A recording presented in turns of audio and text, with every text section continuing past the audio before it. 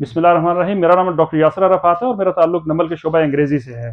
آج صبح سے میں تقریباً 8 قومی اور بین الاقوامی انگریزی اخبارات کا مطالعہ کر چکا ہوں، اور ان کے سارے ایڈیٹوریل دیکھنے کے بعد جس ایڈیٹوریل کے ساتھ میں آپ کی خدمت میں حاضر ہوں اس کا تعلق پاکستان کی عدالتی اور سیاسی تاریخ سے ہے، اور اس کا عنوان ہے کلوزنگ اے ڈارک چیپٹر، یعنی سیاہ باب کا خاتمہ، اور یہ پبلش ہوا ہے پاکستان کے مشہور انگریزی اخبار دا نیوز میں۔ اس کے چند اہم بنیادی نکات کیا ہیں یہ آپ کو پتہ چلے گا اس ویڈیو کے دیکھنے کے بعد۔ اس سال ستمبر میں جب قاضی فائز عیسیٰ صاحب چیف جسٹس آف پاکستان بنے تو اس وقت یہ خیال کیا جا رہا تھا کہ وہ عدالتی تاریخ کے کئی دھبوں کو دھونے کی کوشش کریں گے۔ اب ایسا لگ رہا ہے کہ ایسا ہوا ہی چاہتا ہے۔ دی نیوز کے ادارے کے مطابق سپریم کورٹ ذوالفقار علی بھٹو کے قتل کیس کو ایک دفعہ پھر سے کھولنے جا رہی ہے۔ بھٹو کا عدالتی قتل پاکستان کی عدالتی تاریخ کا ایک ناقابل فراموش دھبا ہے۔ اداریے کے مطابق پاکستان پیپلز پارٹی کے بانی چیئرمین بھٹو کو پھانسی کی سزا 1979 میں جنرل ضیاء الحق کے مارشل لا دور میں سنائی گئی تھی، اور یہ ٹرائل قطعی طور پر انصاف کے اصولوں کے مطابق نہیں ہوا تھا۔ یہ ایک ایسی حقیقت ہے جو کہ نہ صرف ججز نے تسلیم کی ہے بلکہ صحافی، وکلاء اور تاریخ دان بھی اس بات پر متفق ہیں۔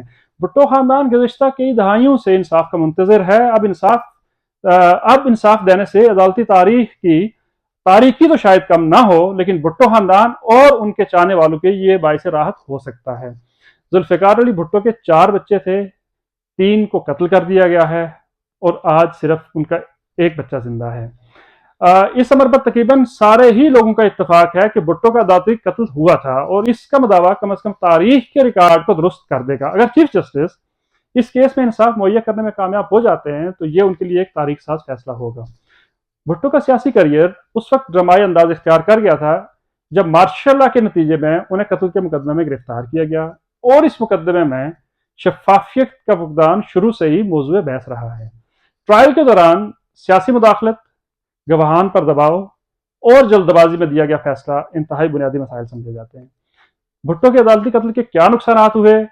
نہ صرف ایک بڑے سیاسی مخالف سے جان چھڑائی گئی بلکہ پاکستان کی سیاسی تاریخ پر بھی اس کے نہایت دورس نتائج مرتب ہوئے۔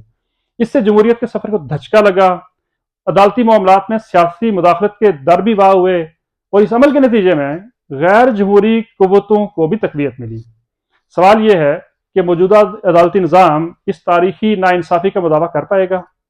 انگریزی میں کہتے ہیں جسٹس ڈیلیڈ از جسٹس ڈینائیڈ، لیکن پاکستان کے جمہوریت پسند عوام اس ڈیلیڈ جسٹس پر بھی سجدہ شکر بجا لائیں گے۔